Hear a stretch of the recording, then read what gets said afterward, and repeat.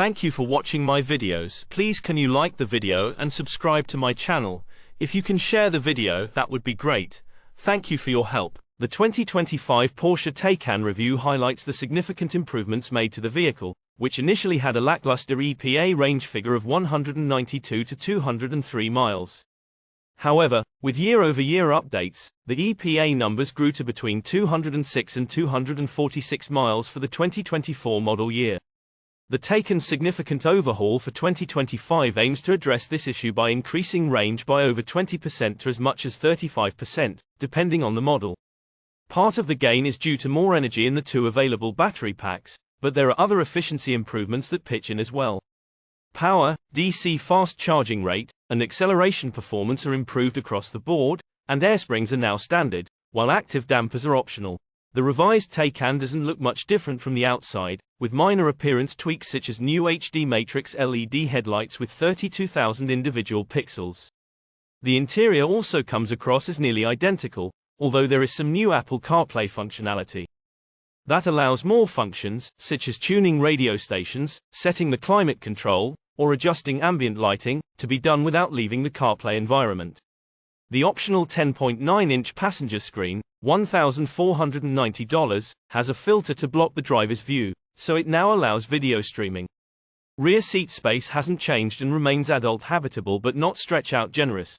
The 2025 Taycan lineup, on sale this summer, gets considerably more range and a bump in performance, along with an available new active suspension that it shares with the Panamera e-Hybrid.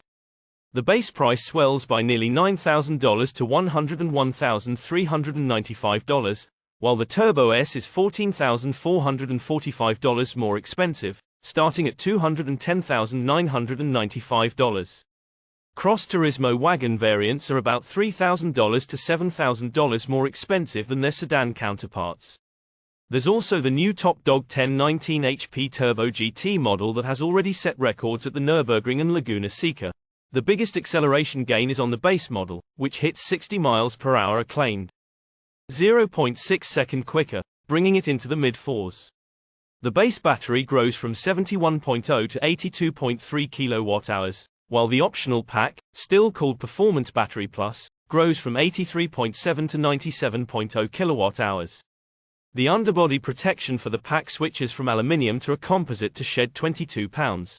Faster charging is enabled by the new battery chemistry, up to 320 kilowatts for the large pack and 270 kilowatts for the small pack, gains of 50 and 45 kilowatts, respectively.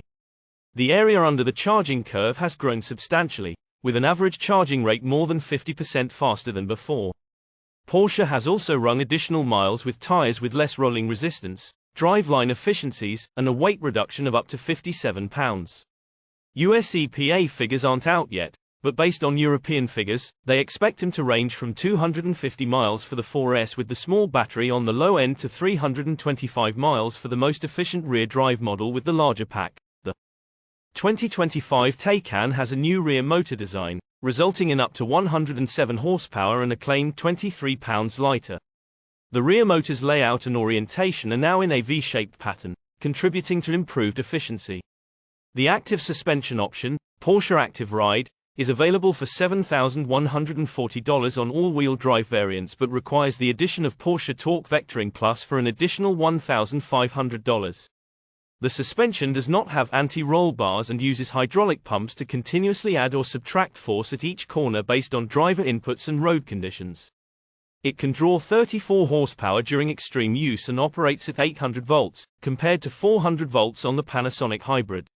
The suspension can also raise the suspension 2.1 inches while parked to ease entry and exit after pulling a door handle.